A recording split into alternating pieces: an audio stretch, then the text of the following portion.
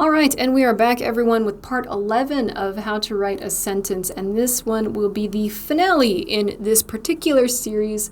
But let's talk about writing your first story. So today we'll be looking at different kinds of stories and how to outline your first stories, writing your first stories, and common mistakes when writing or starting a story.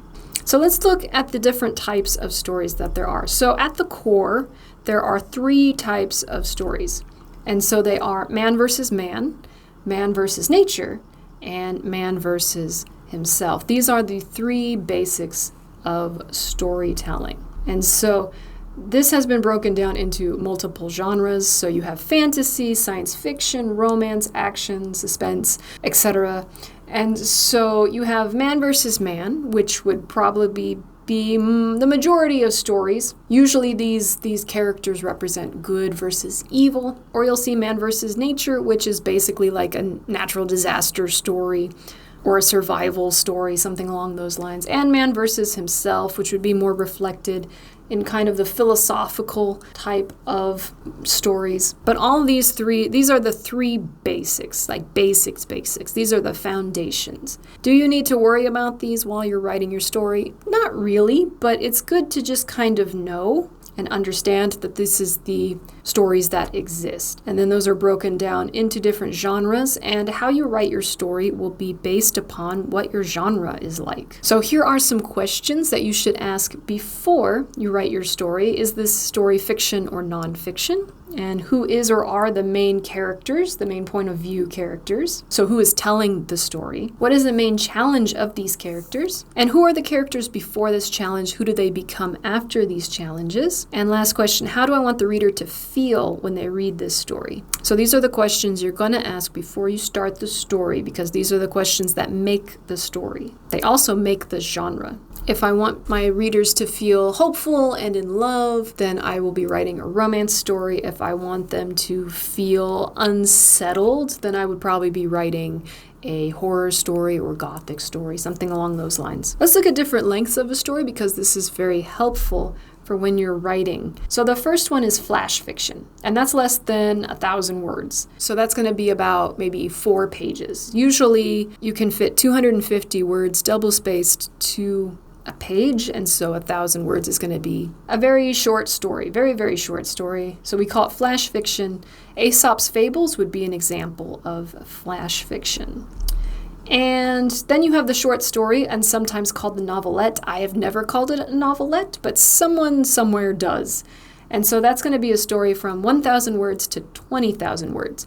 So Telltale Heart by Edgar Allan Poe or Sleepy Hollow, those are going to be short stories. And then the novella is a short novel. So it's from 20,000 words to 50,000 words. Dr. Jekyll, Mr. Hyde is a good example of that. Or The Little Prince, another famous one. Those are both novellas. So the next one we have is a novel. So for example, Picture of Dorian Gray would be a novel, 50,000 words to 100,000 words. A lot of books sit in this area because this is where the majority of genre novels sit. But to be fair, books these days are getting larger and larger, and people love series more and more, so that's always a great thing. So some books are going to be a lot longer than that. And you could say that those are epics, so those will be more than 100,000 words. So War and Peace is an example of that. Game of Thrones is another example. A lot of people like epics these days, and that's fantastic, but they do require a lot more work, and sometimes some traditional companies won't accept extremely big books because the genre is not built for that. That might change over time, who's to say, but this is just the basic levels of storytelling. So you might choose to write short stories, or you might choose to write novellas. They all have a place within storytelling worlds. And of course, I haven't even added in different modes of storytelling, such as scripts and TV shows and video games. Those have their own genres. So let's talk about outlining your first stories. So first, write a basic summary of your story. So here's an example from my book, The Five Princes. A college graduate is sent to a foreign kingdom to learn how to become a princess, but someone in the castle is trying to kill her. So this is great.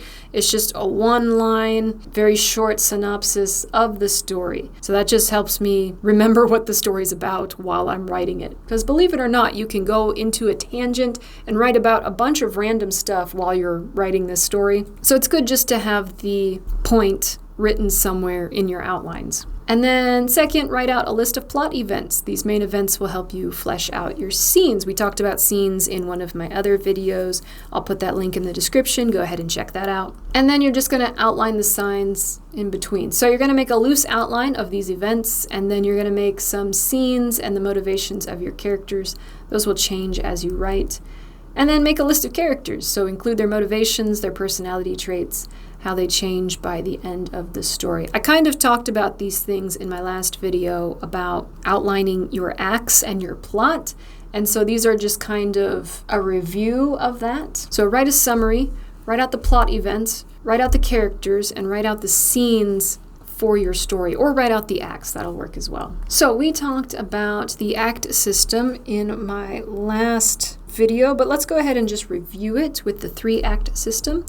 You have the beginning, so the introduction to the character and inciting incident. So remember, the inciting incident is the part of the story where your characters' lives completely change. And so they can't go back to their old lives.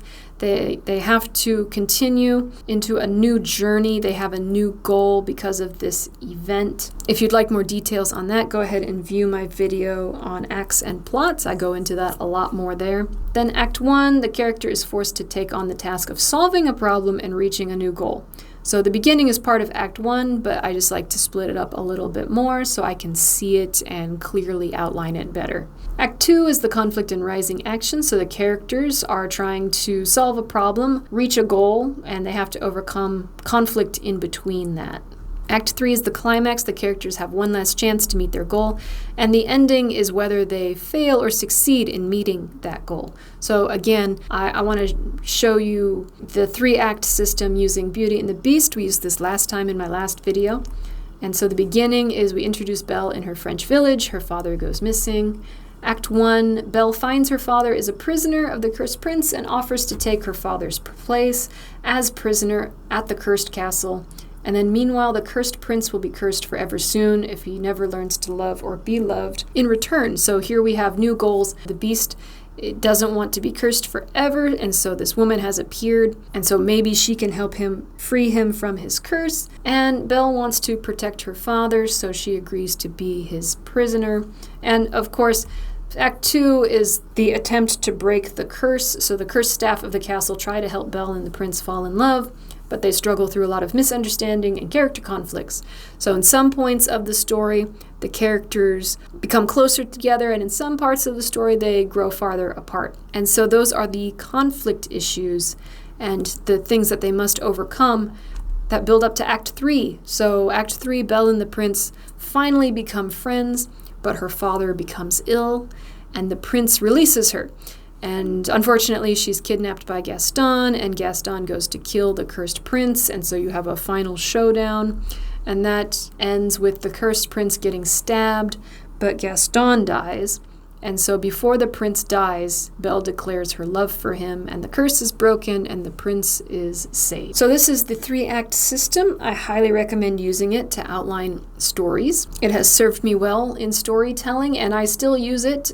Even if I don't use it physically, I use it mentally. This is how I break up stories while I'm writing them. So let's talk about writing your first stories. Before you write, create a big goal. So decide if you want to write a novel, a novella, or a short story, and then choose a date to finish the story by, or if you want to write a chapter a week, etc. So you're going to choose a big goal, choose what story you want to write, and then choose a due date. And the due date does actually help because you do need to finish it, or else it's just going to be an open project forever. Trust me when I say that. So create a deadline. And after you create the deadline, create the smaller goal. So decide if you want to write every day or 3 times a week. Or something along those lines. Decide if you will write for a set time, like 15 minutes, or a set amount of words, 100 words, 200 words, to reach your big goal. So for me, I don't actually write every day, and I can't. I just can't do it. I've tried it a billion times, but I really hate it. I don't enjoy it. It kind of ruins the writing process for me. Mentally and physically, it's just not a thing, not with my schedule. But if I decide to write 2 or 3 times a week, I write quite a lot. And I do have a word count amount that I reach. I always try to reach 15,000 words per month. I usually go over that, but 15 is the bare minimum. So I do 15,000 a month, and then I will sit down and I will write maybe 2,000 words one day, and then I won't write for another 2 days, and then I write another 2,000 words. That's just the best for my creative process. I've tried every other way of doing it, and that's just what I've settled on. I've written 12 books, so I'm not really worried about writing 1,000 words a day. And if you are a beginning writer, please do not make the goal of writing 1,000 words a day, because you will fail a lot. So I always recommend when you start as a writer, make your small goals small, like really, really small. So 100 words a day, start with that. Or 10 or 15 minutes of writing a day, start with that. You can increase it whenever you want. If you are comfortably hitting 15 minutes a day and you're like, oh, this is too easy, you can bump it up to 20, 25, 30, but do that slowly, because if you start with 1 hour a day, I guarantee you won't write 1 hour a day. I guarantee you won't write anything at all. So make your goals small. And number 3, create an outline to follow. So outline your story. This will help you stay on track and keep your thoughts organized. So you can use the 3-act system that I showed you before. Use the questions I talked about before when you outline your characters, you outline your scenes, you outline your plot. That'll help you stay focused and stay on point for your story. While you're writing, write quickly and terribly. The biggest challenge for a new writer is finishing your story. So don't go back and edit, don't rewrite, don't spend months world building. Just write a bunch of trash on paper. Take notes as you go if you want, but ultimately just write down as much as you can, as quickly as you can. It's going to be terrible. It should be terrible. That's part of the rough draft process. And then also don't get attached to your outline. So the events in your story will change frequently, so be flexible. This is part of the writing process. Use your outline, but it's not in stone. Go ahead and deviate from it if you need to. And remember your characters' personalities and motivation.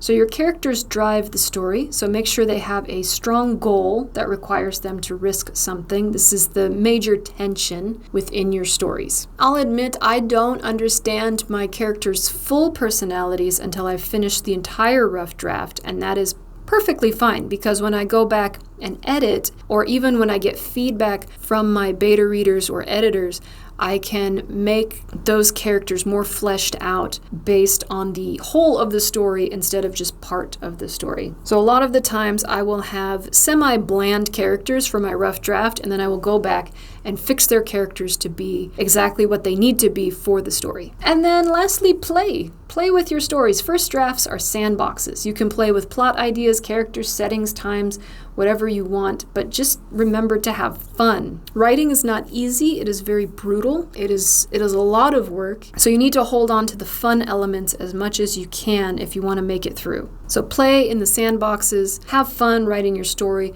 Go ahead and try different ways to write your story. Do whatever feels right for you. And this is why you should always write quickly and terribly, because you might change some of the plot ideas. You might change the characters. You might change the time or setting. I have done that before. I've gotten halfway through a novel and decided I didn't want this in modern day. I wanted it in a historical setting. So I had to write the rest of the story in the historical setting and go back and fix it. So again, just go ahead and play in the sandbox, have fun, make a mess. It's totally normal and it should be part of your process. After writing, so first hide your story. Hide your story from yourself. Put your story away for a month or 2. Don't look at it. And start on another story. One of my mistakes that I made writing my first book was I wrote the book and then I went back and fixed it and fixed it and fixed it, and then 2 years later I was still fixing it. It was still trash. I still have never published it, and I probably never will because I still don't like it. But I spent so much time trying to fix this one terrible story that I never worked on anything new, and that kind of dried up my creativity. So I recommend starting just another story right away or looking for another story to write. Go ahead and just keep working your creativity, but hide your story because you want to separate yourself from it long enough that you can look at it with fresh eyes. So after you hide your story for a month or so, pull it back out and edit. So go through your story and fix it. Fix your plot holes or some messy writing or things you yourself don't understand. Fix some punctuation, fix whatever you want. You don't need to do a deep edit at this point, but go ahead and do some edits. And then get your feedback. So get some beta readers or professional editors to take a look at your work. You'll want to get some feedback on your story from some professionals or like a writing group, something along those lines. People that you trust that are good with storytelling. Not always English teachers. I have a lot of English teachers that say they'll read my stuff and give me feedback, but they're not actually the best at giving me feedback on storytelling, just grammar. So find some people that you can trust that'll give you good feedback. Usually it's not your closest friends. Your closest friends actually really suck at giving feedback. They may be great at being your friends, but that doesn't mean that they are your best bet for becoming a fantastic writer. So find some beta readers that maybe just be acquaintances that don't mind hurting your feelings. That's really important. You have to get your feelings hurt. You have to talk to people that will criticize your story because criticism makes it better. Or you can just get a professional editor to critique you professionally. That costs money though. Beta readers are free for the most part. Decide who you want to get feedback from. Get as much feedback as possible for your final edits. And then don't forget to celebrate. Like you've made a huge accomplishment. Don't forget to celebrate all the milestones in your writing journey because trust me, it is an extremely long journey. One project can take a very long time. And even if it doesn't take a long time, it takes a lot of work. So either way, every milestone you need to celebrate. Even celebrate just writing one chapter. Celebrate that, and then celebrate writing a story, and then celebrate editing the story. But you need to celebrate. Let's look at some common mistakes when writing your first story. I have made all of these mistakes, so let me pass down my wisdom to you. First mistake is impatience. Storytelling is a skill that takes years to learn. Your first stories will suck. It's a good thing. It's a learning process. Don't feel like you need to be a fantastic writer as soon as you sit down at a keyboard. No one has started that way. You will never start that way at something creative. Creativity is a muscle. You have to build it, and that takes time. So take your time, learn your craft. Even if you go to classes and go to writing groups and all that other stuff, it's still going to take you a long time to learn how to write. Accept this as part of the process. Is it worth it? 1,000% yes. So don't give up, but don't rush either. And 2, forcing a word count. So let your story decide its own length. If you shove it into a word count category, it kind of ruins the quality of the story. So I told you at the beginning to decide what kind of story you want to write. And that's not because we want to force it into the word count. That's because we want to decide how complicated the story is. So an epic story is going to take up a whole lot of words. There's going to be a lot of subplot. There's going to be a big plot. There's going to be a lot of characters. And so if we're planning to write an epic, we're planning to write a whole bunch of characters, a whole bunch of lives, a whole bunch of plots. And that's why we're deciding kind of the word count. But if we're deciding we want to write a short story, we know mentally we have to have 1 or 2 characters. The plot is not going to be very deep. That's what I mean by think of your word count, but don't force it into there. Because maybe you're writing the story and you decide, oh, a great plot point for this character would be this, and then you can expand it. So the idea is decide kind of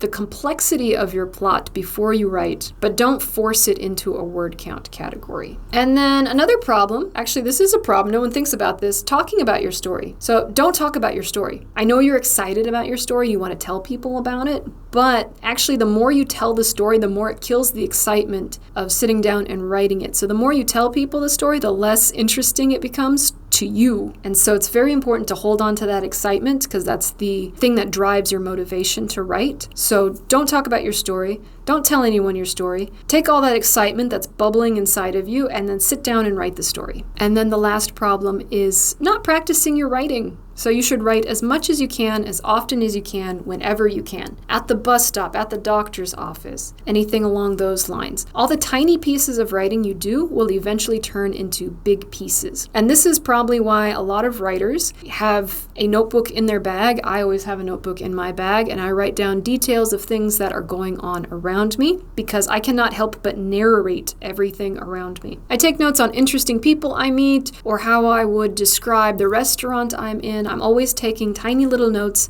about people and places and ideas, and this keeps my creativity going, and it makes my writing better. Just like sports players do practice games, you need to do practice writing before you do your big project. Let's do a quick recap of today's lesson. So stories, there's types of stories. First is the man versus man versus nature, man versus himself. Of course, man meaning mankind or the main character. Very classical way of just saying character. And genre, fantasy, romance, sci-fi, historical, philosophical, etc.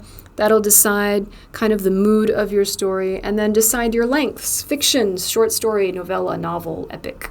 And so while you're drafting, before writing, make a big goal, make a small goal, make an outline of your story. While you're writing, write quickly, don't get attached to your outline. Remember your characters and their motivations, and have fun. After writing, hide your story, edit your story, get feedback, celebrate.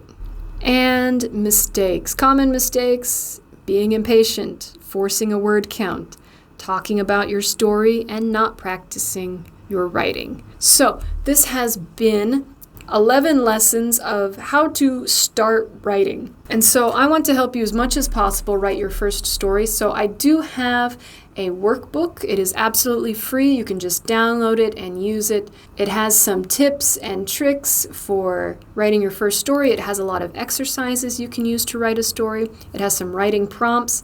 And it has a 14-day writing challenge to improve your writing. I have many other workbooks to help you with your first story. Parts 1 through 10 of this series of how to write a sentence are piece-by-piece instructions on how to build a story. I have created 11 videos and 11 workbooks that go with each of these videos to help you. Please let me know if you have watched all 10 of these lessons, or 11 of these lessons, if you've watched all 11. If you haven't, there's a playlist. Go ahead and click on the playlist. If you have any questions on this series, or if there's any other types of videos you would like to see, what you would like to create, let me know. In the meantime, keep being beautiful beasts. I will see you tigers later. Peace.